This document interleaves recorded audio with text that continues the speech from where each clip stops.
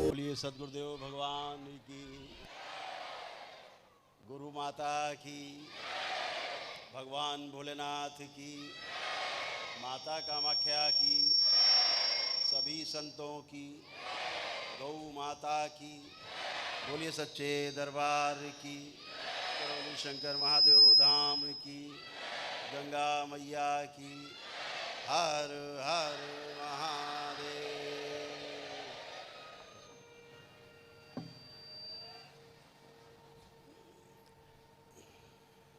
दरबार में आप सभी बाबा के भक्तों का दरबार में स्वागत है। और जो यहाँ हॉल में उपस्थित हैं बाबा के सभी शिष्य, उन सब का भी बहुत बहुत स्वागत है।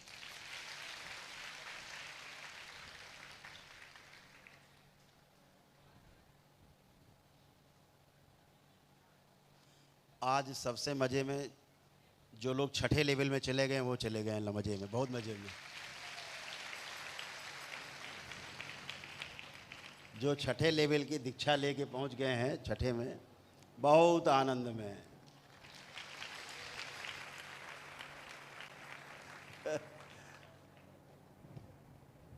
आप सभी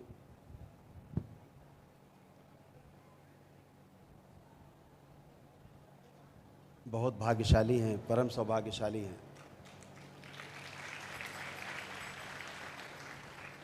आपके अच्छे कर्म, जन्मों जन्मों के अच्छे कर्म किसी न किसी बहाने से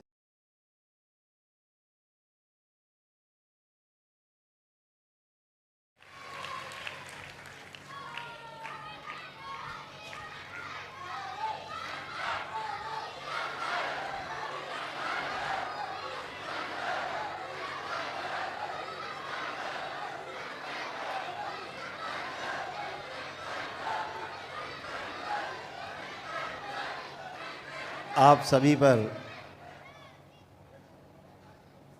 दरबार की विशेष कृपा है। ये कृपा लोग जन्मों जन्म भटकते हैं, जन्म जन्म भटकते हैं, तब कहीं जाके कृपा मिलती है।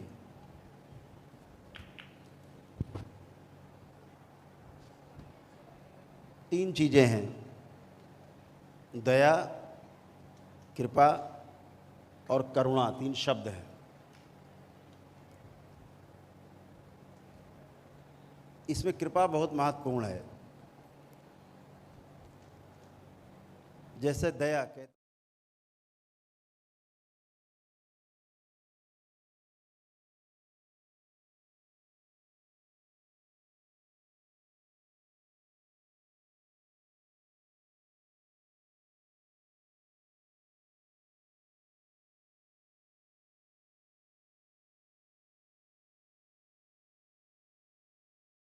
क्योंकि वही मिलेगा जो आप मांगोगे, क्योंकि आप बाबा और माँ के शिष्य हो।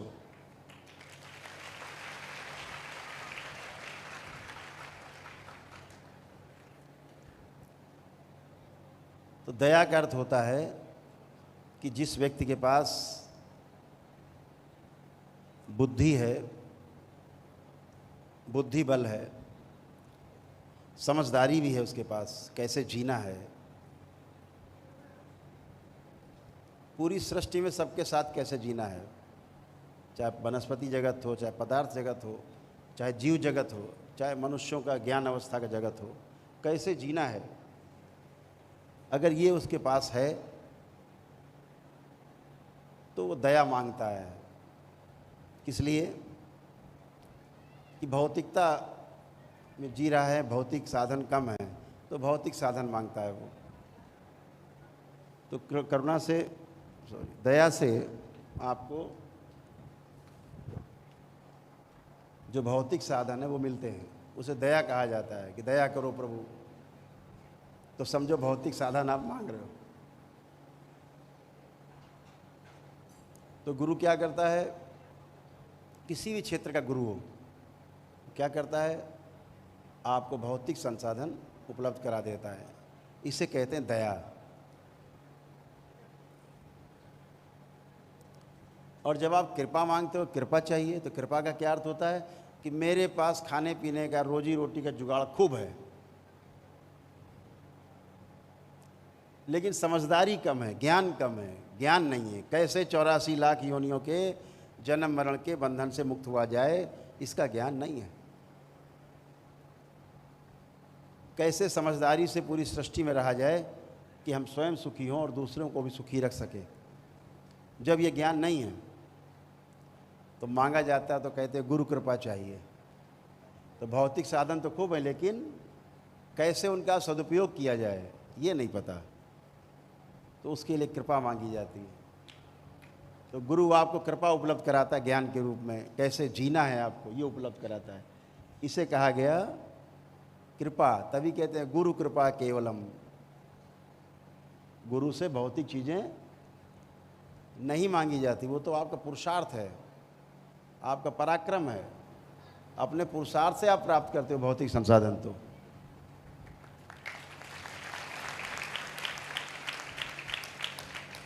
लेकिन कृपा के लिए गुरु की शरण में जाना होता है, तो उसे कहते हैं कृपा। लेकिन जब दोनों ही आपके पास नहीं होते, ना भौतिक साधन और ना ही जीने की कला, तो कहते हैं प्रभु करुणा बरसाओ मुझ पर। उसे करुणा कहा गया। जब दोनों ही प्राप्त करनी हो तो करुणा के लिए एक बड़ी करुण पुकार, कहते हैं करुण पुकार से जो है अपने प्रभु को हम आंदोलित करते हैं अपने, तो उसे करुणा कहा गया जब गुरु दोनों चीज़ें प्रदान कर देता है एक साथ।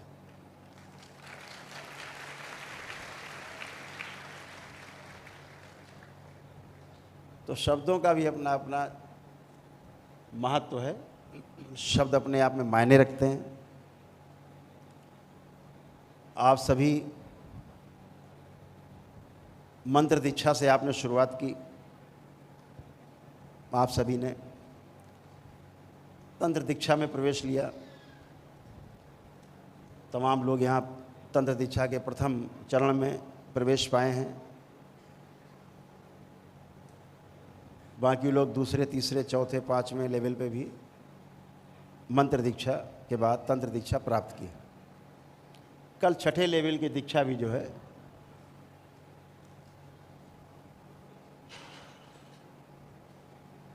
कल छठे लेवल की दीक्षा भी संपन्न हुई, जहां मंत्र गिर जाते हैं।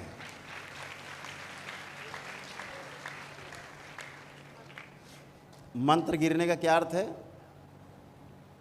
मन का यंत्र भी जहाँ गिर जाता है, खिलौना भी छूट जाता है मंत्र का, उसे कहते हैं मंत्र भी गिर जाते हैं। तो अभी मंत्र रूपी जो खिलौना आपके पास था, आप जपते थे, छठे लेवल में वो खिलौना भी टूट गया।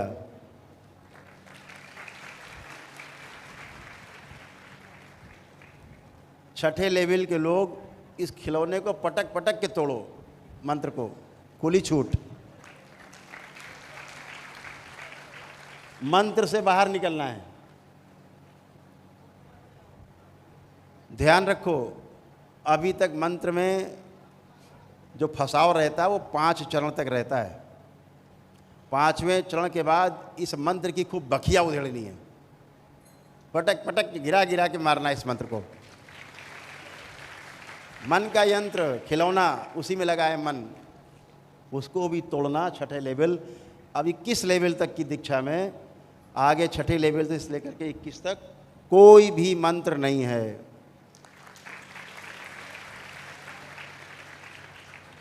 अब सिर्फ ये यंत्र है जो आपके पास है, ये शरीर रूपी यंत्र है, और उसके पश्चात आपकी समझदारी और गुरु की कृपा, ये दो ही चीज़ आपके पास रहेगी।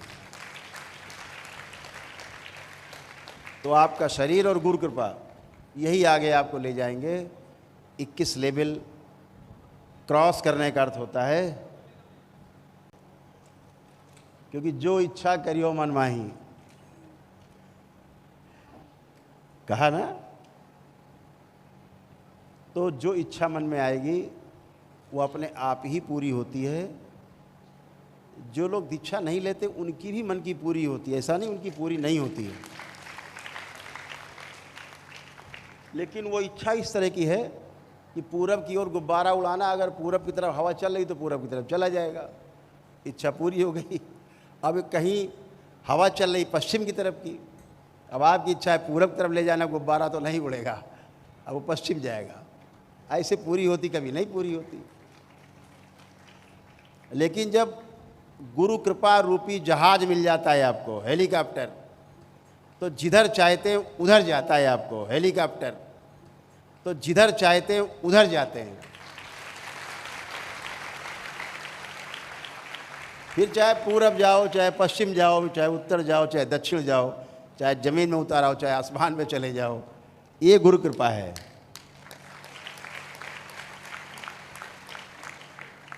तो आपके पास एक एक चरण पार करने की सुविधा है। जितने विधि से, जितनी तन्मयता से, जितनी आस्था, विश्वास और श्रद्धा से आप ये 5 लेवल पार करेंगे, छठा लेवल आपको उतना ही आनंद देगा। इस बात का विशेष ध्यान रखना। अगर इन 5 में चूके तो छठे में आनंद नहीं है, ध्यान रखना। छठे में आनंद तभी है जब 5 लेवल की दीक्षा को खूब जम के करना है, अपने दशांश करने हैं, खूब उसी में डूबना है, क्योंकि मन का यंत्र है ना वो। पूरा जितना भी सर्कस है मन का, इस 5 चरण की दीक्षा में सब आप देख लेते हो। वो समझ, वही भौतिकता से निकल सकता है, इस बात को ध्यान रखो। जो भौतिकता में जिया ही नहीं है, जो समस्याओं में जिया ही नहीं है, उसे समस्या से निकलने का रास्ता कभी नहीं मिलेगा। ईश्वर को धन्यवाद करो, प्रभु को धन्यवाद करो कि आपको समस्याओं में रखा, इसलिए समस्याओं से बाहर निकल करके समाधान कर। खोजता वो है जिसको निकलने की चाहत होती जिसके अंदर। तो आपने खोजा और आपने पाया, बाबा को पाया, माँ को पाया। बाबा बहुत करुणा से भरे हुए, करुणा ही करुणा उनकी बरसती है। जिसको भौतिक संसाधन चाहिए होते हैं, दरबार भौतिक संसाधन की तरफ ले जाता है। जिसको अभौतिक वस्तुएं चाहिए, उसको अभौतिकता की तरफ ले जाता है दरबार। आपकी इच्छा, सब कुछ आपकी इच्छा से संचालित होता है, कुछ भी बिना आपकी इच्छा से संचालित नहीं होता। ध्यान रखिए, इच्छा ही सर्वोपरि है। और हम तमाम इच्छाओं को लेके जीते हैं। लोग कहते हैं अनंत इच्छाएं हैं, किताबों में पढ़ा है कभी कभी हमने, इच्छाएं अनंत हैं। हम कहते हैं यहाँ जितने लोग बैठे हुए हो, हमें केवल कागज़ पर 10 इच्छाएं लिख के बता दो अपनी, जो जीवन में करना चाहते हो। 10 इच्छा भी नहीं है, ठीक से बैठ जाना, कॉपी कलम लेके लिखना मेरी क्या इच्छा है सबसे बड़ी, लिखो। आप 10 तक नहीं पहुंच पाओगे। और तमाम जिम्मेदार लोग कहते हैं इच्छाएं अनंत हैं। अनंत नहीं है, अनंत बिल्कुल नहीं है। इच्छाएं इतनी केवल हैं कि आपकी उंगलियों पर गिनी जा सकती हैं, इससे ज़्यादा नहीं है। और सही की जो इच्छा है वो मुश्किल से 1 या 2 उंगली पे गिनी जा सकती, तीसरी उंगली भी नहीं मिलेगी। तो हम बात कर रहे हैं बेकार की इच्छाओं की, वो 10 में ख़त्म हो जाती है अंदर ही। जो सही की इच्छा है वो 1 ही 2 उंगली में ख़त्म हो जाती है। और सही गलत दोनों गिर जाते हैं तो कोई इच्छा नहीं रह जाती। अभी तो इच्छा होगी, या गलत की होगी या सही की होगी। लेकिन जैसे ही सही और गलत दोनों गिर जाते हैं, इच्छाएं अपने आप तिरोहित हो जाती हैं। तो बिना इच्छा का जो व्यक्ति है वही समाधिस्थ होता है, वही समाधि प्राप्त करता है। ध्यान रखो, जब इच्छा नहीं होगी तो विचार नहीं उठेंगे, जब विचार नहीं उठेंगे तो अंदर कोई एक्सपेक्टेशन नहीं होंगे, कोई आशाएं नहीं होंगी। कुछ नहीं होगा, गड्ढम सड्डम सब शांत, एकदम शांत। और ये भी ध्यान रखो कि हम लोग जितना भी काम करते हैं संसार में आने के बाद, होश संभालने के बाद, तो केवल शांति के लिए करते हैं, शांति चाहिए।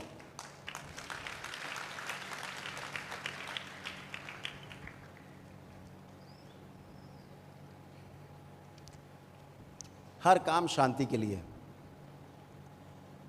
कोई किसी को मारता है बचने के लिए तो शांति चाहता है, ये मर जाए तो हम बच जाएं तो शांति से रहें। देश देश आपस में लड़ते हैं, ये देश ख़त्म हो जाए तो फिर हम शांति से रहें, इसको मिला लें अपने में, फिर शांति से रहा जाएगा। उसके बाद पता लगा दायरा बढ़ गया, अब बगल वाला देश फिर दूसरा आ गया, सीमा रेखा दूसरे की आ गई, अब उससे झगड़ा। अभी जैसे झगड़ा अपना क्या, भारत पाकिस्तान का झगड़ा, अभी पाकिस्तान अपने मिला लिया जाए तो अफगानिस्तान से झगड़ा शुरू हो जाएगा। इसमें क्या फ़र्क पड़ता है? सीमाएं हमने खींच रखी हैं, नियम हमने बना रखे हैं, आशाएं हमने पाल रखी हैं, इच्छाएं हमने पाल रखी हैं, तो उसका कष्ट भी है। लेकिन जैसे ही गिर जाती इच्छा विचार आशाएं, ये छठे लेवल से गिरना शुरू होंगी। जो छठे लेवल पे लोग चले गए हैं वहाँ से गिरना शुरू होंगी। दूसरों के लिए दया उपजेगी, कृपा भी उपजेगी, धीरे धीरे अंकुरित होगा बीज दया का, कृपा का, करुणा का। क्योंकि बाबा ने छठे लेवल में दया, कृपा, करुणा का बीज बो दिया है सब में। अब ये बीज वृक्ष बनेगा, वृक्ष बनेगा, फल फूल लगेंगे, सुगंधित करेंगे, लोगों को आनंदित करेंगे। यही व्यवस्था है, यही तंत्र है।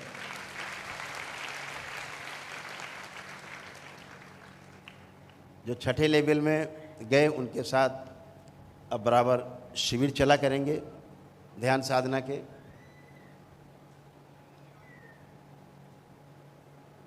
और बहुत अच्छा कर पाएंगे, हम ऐसी आशा रखते हैं कि आपने बहुत प्रयास किया है।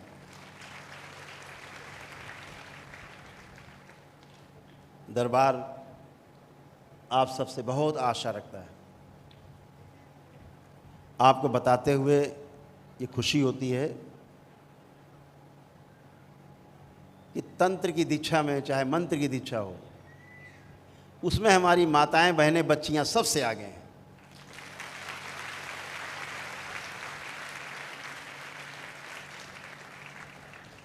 क्योंकि माँ की कृपा है, बहुत ज़्यादा कृपा है माँ की। ये पहला दरबार है धरती पे, न पहले था न है और शायद आगे कोई होगा भी नहीं।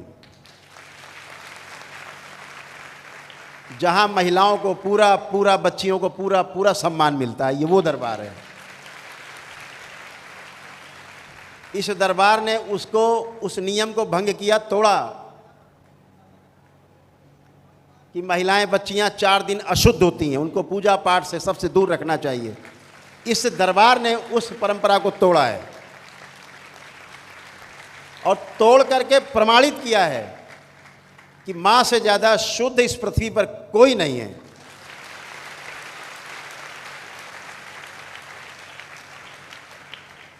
वो चाहे तुलसी मैया हो, चाहे गंगा मैया हो, चाहे धरती मैया हो, चाहे गाय मैया हो,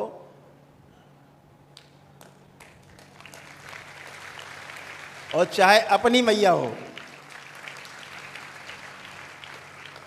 इससे पवित्र संसार में, इस सृष्टि में कुछ भी नहीं।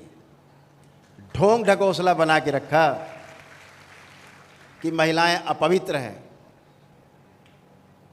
हमारे महापुरुषों ने किसी अन्य कारण से वो व्यवस्था बनाई कि इन 4 दिनों में महिलाओं से कोई काम न लिया जाए, क्योंकि शरीर एक संक्रमण के दौर से गुजर रहा होता है। शरीर में एक प्राकृतिक व्यवस्था चल रही होती है, शरीर में तमाम प्रकार के कष्ट रहते हैं इन 4 दिन। तो उससे खाने बजाने के लिए, बर्तन मांजने के लिए, घर के काम करने के लिए ना कहा जाए।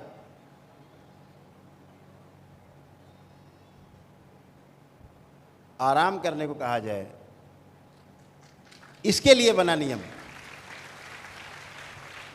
लेकिन ये अपवित्र है, ये बिल्कुल गलत है, एकदम गलत है और महागलत है।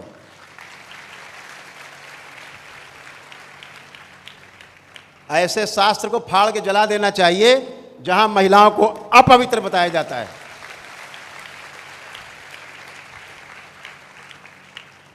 इसलिए इस दरबार ने महिलाओं को वर्ष में 365 दिवस में 365 दिवस पूजा पाठ, ध्यान, प्रार्थना, अनुष्ठान, जप, तप सब करने की छूट दी।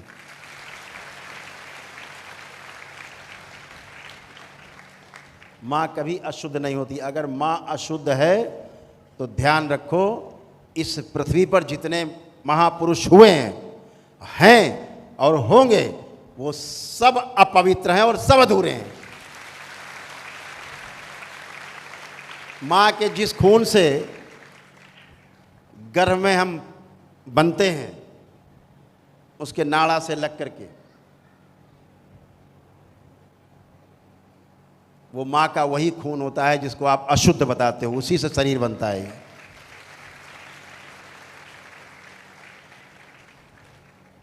और जब हम पैदा होते हैं तो हम माँ की छाती से दूध पीते हैं, जो नोच नोच के, वो भी वही लहू है जो बाद में दूध बनता है और हम पीते हैं और पी के बड़े होते हैं। दूध पीते हुए बच्चे को कि माँ को मासिक नहीं होते, वो वही लहू है जो हमारे शरीर के निर्माण में काम आता है। वो वही लहू है जो दुग्ध बन करके, जो ममता के भाव से उत्पन्न हुआ रस होता है, उसे हम दुग्ध कहते हैं, दूध कहते हैं। ममता के भाव से जो रस उत्पन्न होता है वो भी उसी खून से निर्मित होता है। और हम बैठ के बातें बनाते हैं कि माँ अशुद्ध है, बहनें अशुद्ध हैं, बच्चियाँ अशुद्ध हैं। ये 4 दिन ऐसे लोगों को मुंह तोड़ जवाब देना चाहिए।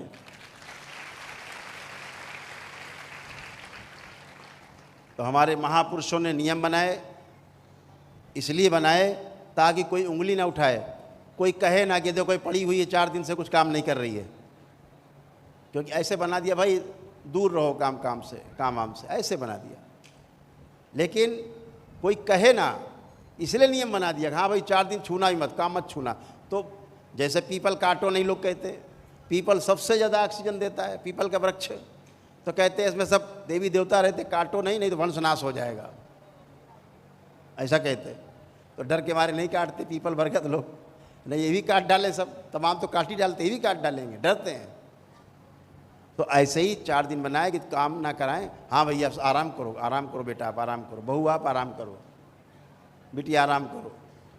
लेकिन कहाँ ले गए घुमा के कि अशुद्ध है इसलिए नहीं छूने देते घर के कामकाज को। एकदम उल्टा बता दिया, अपमान, घोर अपमान नारी का।